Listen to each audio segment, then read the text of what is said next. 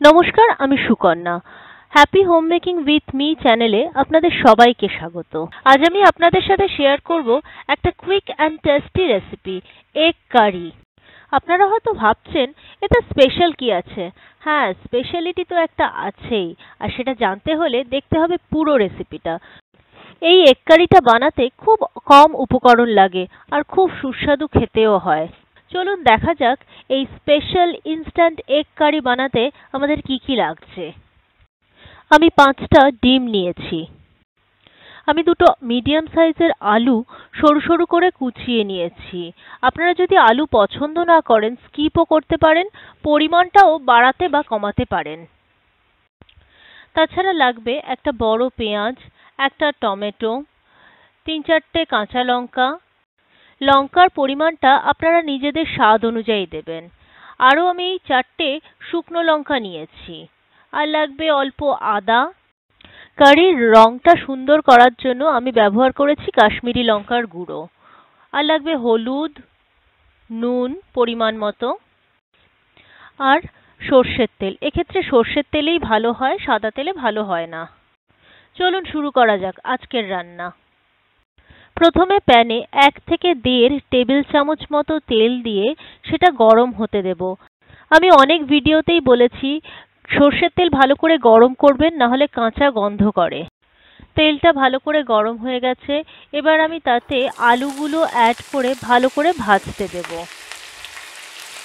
এবার আলুর মধ্যে নুন আর হলুদ অ্যাড করে ভালো করে নাড়াচাড়া করে ঢাকনা দিয়ে ঢেকে মিনিট 5 ভাজার জন্য রাখবো। এটা ভাজতে খুব বেশি সময় লাগবে না, কারণ আলুগুলো ছোট ছোট করে কাটা আছে। আলুটা ভাজা হতে থাক, ততক্ষণ আমরা মশলাটা রেডি করে ফেলি। একটা মিক্সার গ্রাইন্ডারে টমেটো, কাঁচা লঙ্কা, শুকনো লঙ্কা, আদা আর পেঁয়াজটা ভালো করে মিক্স করে নেব। আপনারা দেখতেই পাচ্ছেন সবকটা ইনগ্রেডিয়েন্ট খুব ভালো করে পেস্ট হয়ে গেছে। মিনিট 5 পরে ঢাকনাটা খুলে আমরা আলুটাকে চেক করব। আলুটা আমাদের ভাজা হয়ে গেছে। এবার ওই ভাজা আলুর মধ্যে পুরো মশলাটা দিয়ে ভালো করে কষিয়ে নেব, যাতে পেঁয়াজের কাঁচা গন্ধটা না থাকে।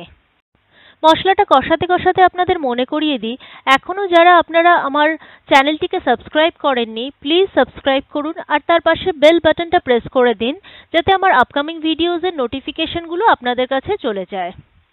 এই সাবস্ক্রিপশন কিন্তু ফ্রি। মশলাটা ভালো করে কষানো হয়ে গেছে। এবার এটার উপর ঢাকনা দিয়ে আমি খানিকক্ষণ রান্না হতে দেব। 5 মিনিট পর ঢাকনাটা খুলে আবার একটু নাড়াচাড়া করে তার মধ্যে আমি জল অ্যাড করব। এর মধ্যে আমি স্বাদ মতো নুনও দিয়ে দেব। নুনটা আপনারা নিজেদের স্বাদ অনুযায়ী ব্যবহার করবেন।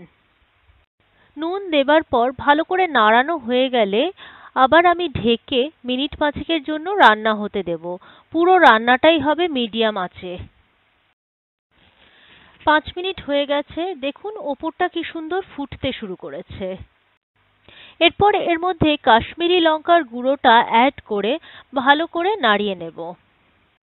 আপনারা হয়তো ভাবছেন এগ কারি হচ্ছে, অথচ এখনো ডিমটা সেদ্ধ হলো না কেন? এখানেই এই রান্নাটা স্পেশালিটি, আর সেটা জানতে গেলে দেখুন পুরো ভিডিওটা। আরেকটা কথা, আপনারা আমাকে ফেসবুক, টুইটার আর ইনস্টাগ্রামেও ফলো করতে পারেন। ডেসক্রিপশন বক্সে আমি সব লিংক দিয়ে দেব। গ্রেভিটা খুব সুন্দর করে ফুটতে শুরু করেছে আর রংটাও খুব ভালো হয়েছে। এবার আসছে ডিম দেবার পালা। একটা ছোট বাটিতে একটা করে ডিম ফাটিয়ে সেটাকে এই ফুটন্ত গ্রেভির ওপর আমরা দিয়ে দেব। ডিরেক্ট ডিমটা কখনো এই গ্রেভির ওপর দেবেন না, কারণ ডিমটা যদি নষ্ট থাকে তাহলে এই পুরো রান্নাটা আমাদের নষ্ট হয়ে যাবে।